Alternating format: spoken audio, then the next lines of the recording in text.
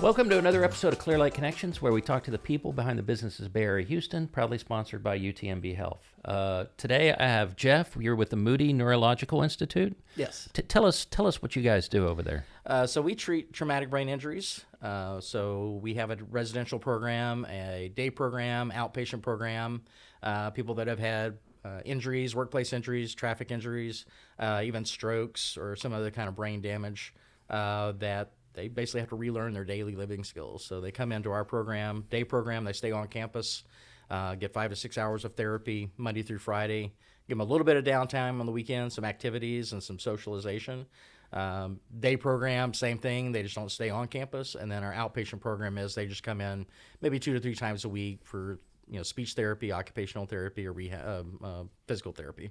So to kind of supplement progress. And usually those people have kind of gone through our program starting at residential and maybe then went to day and then to the outpatient. So it's kind of a continuum of care for them. So tell me about like your typical inpatient care. I mean, what kind of injuries are we talking about here? So they probably break down between a traumatic brain injury, an external blunt force injury to the brain, or a stroke. So kind of evenly divided, and it can be we can't take anyone by license. We can't take anyone under 18, but we can take 18 up to 65, 70. It just depends on an assessment. We do a clinical assessment of them to see what their kind of baseline is and where their goals are to be, and really how can we help them reach that goal. Average is about a 3-month window, but we have people in our program for months, up to a year even, just continuing to get better during that time. Now, you guys built just across the street pretty much from the chamber, and when it was going up, I was trying to figure out what it was going to be. A very unique building. Tell me about the building. Yeah, it's a fantastic building. The land was acquired in 2018. There was an existing building on the property that the board at the time and leadership at the time thought could be remodeled and converted. And within about a year, they decided that probably was not going to be ideal. So we basically got to start over. We took that building down, took it out, did all the dirt work. The new building is 64,000 square feet. 3 floors. The first floor is mainly our our therapy gym, dining hall, clinical offices on the first floor. Second floor is all of our residential rooms and apartments. So we have transitional apartments. As they go through the program and get more independent, then we can put them in more of an apartment-like setting. There's a kitchen they can use to cook. There's a laundry where they can do their own laundry. So just kind of, again, teaching them those daily living skills. And then our third floor office, we actually have some 4 private suites for families that may be coming in from out of town. So they're hotel-style rooms that we offer for them to stay in, and then our corporate offices are up there. Okay. How did you get started with Moody? I started during the pandemic as a contract CFO. So came from Austin and was wrapping up an assignment there with another healthcare provider, and started working with the company and got to meet some great people and see what was being done on the campus, and really enjoyed it, and had an opportunity to come on full time, and then also come in the CEO/CFO role. Okay, and it sounds like it's a remarkable journey to take people through, and really take them from this traumatic injury, and it's got to be rewarding. It's incredibly rewarding whenever a patient has kind of finished their course of treatment, and the course of treatment may come from, if there's an insurance company, they may no longer provide benefits. Or it may be clinically, they're just not going to progress enough to justify them being there. We do also have a charity program, so we also designate one person in each program that doesn't have the funds. They receive that for free. There's some time limits on that because we want to help as many people as possible. But yeah, coming into the program when they really have lost a lot of skills and seeing them over time get those back is incredible. We have a graduation program whenever they leave the program, and that's when the resident or the patient that was in our program kind of has an exchange with the staff and tells stories about when they first started and their experiences, and that's a very rewarding experience. There are often many tears shed during those ceremonies. Tell me about a success story that you're proud of going through the program, and just basics. There's a lot, and the demographics are all over the board. young white male, elderly Hispanic female, elderly African American male. So it's, this impacts all areas of society. 1 in 70 people are suffering from traumatic brain injury disabilities here in the United States. So to see them come in and really just have limited range of motion, limited communication skills, and they're frustrated, they're angry because they can't do the things that they've done their whole lives. And again, that progression is not something you necessarily see every day. It is something you see maybe in weeks of time to see. But again, being able to walk up and shake someone's hand, ask them how they're doing, tell them how much we appreciate them trusting us with their rehabilitation, and having them respond back to you is very enriching for us. And the need in this area, did you guys see a need in this area that you were filling? So Moody Neuro was founded over 40 years ago because of a family member of Robert Moody Sr., Russell Moody, was injured in a car accident. He was hit behind in a DWI accident. So there really wasn't a resource in this area for what we're doing. So Mr. Moody spent about 2 years traveling the world, looking at programs and looking for ways to, help provide for his son, but more broadly with the brain injury population. And very, from that tragedy, he had the resources to build something permanent. So it became much larger than just helping Russell, who is on our board today. Oh, wow. So we've been able to help thousands of people. There are other people that do what we do in this area. We're limited to Texas right now. We have the Houston facility. We've got one up in Lubbock, which is a tremendous program in Lubbock. And we have still a long-term care facility in Tideway. I think we're the only one doing it the way we're doing with our staffing ratios, with the nursing care that we have, the medical facility that we have.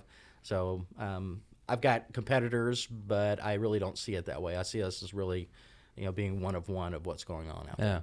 Sounds very unique.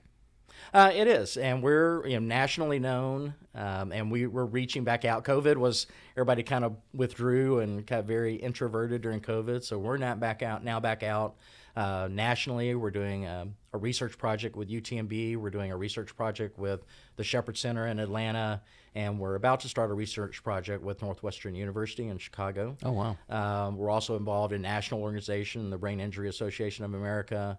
There's also a very good partner organization of ours, the National Association of State Head Injury Administrators, and we are collaborating with them to develop a kind of a brain center of excellence, kind of a very tight-knit research community to help take research and translate that into actual best practices for traumatic brain injury patients. And then March is? March 21st. So March is Brain Injury Awareness Month, and Okay. March 21st, we are having our Brain Injury Walk and Roll, and it's going to be our friends and neighbors, Nassau Bay Baptist Church, have offered us the use of their parking lot to hold that, so that we'll start that at 1 o'clock on March 21st, and we're looking forward to it. We want to invite our community, and we've invited our current staff, patients, and also our former patients and their families to come out and participate in that. And you're doing tours of the and facility? We'll have the building open for tours Okay. that afternoon as well. Yeah, Yes. it'd be a unique opportunity to... It's great. We love our building. It's a beautiful building.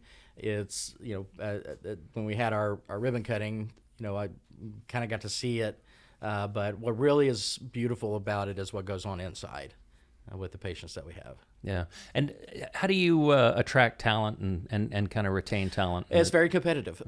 So we try and give, for our clinical staff, we've developed a clinical ladder program. So not only are they able to do rehabilitation and therapy, which is an extremely physically demanding task for them, but they've also got the ability to participate in the research projects, to develop clinical education, and develop and participate in marketing. So we try and give them a base of things that they can kind of broaden their horizons and perspectives that maybe other places can't provide.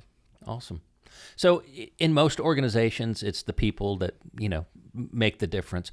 Talk to me about the different types of people you have working there and the different credentials, because it's Sure. probably a wide range of capabilities. There's a great skill set, broad skill set there. I kind of think of it in three different areas. Our clinical area, so that's our recreational therapist, our physical therapist, our occupational therapist, our speech therapist. We have neuropsych counselors. We have case management as well, so that's kind of working on the clinical side.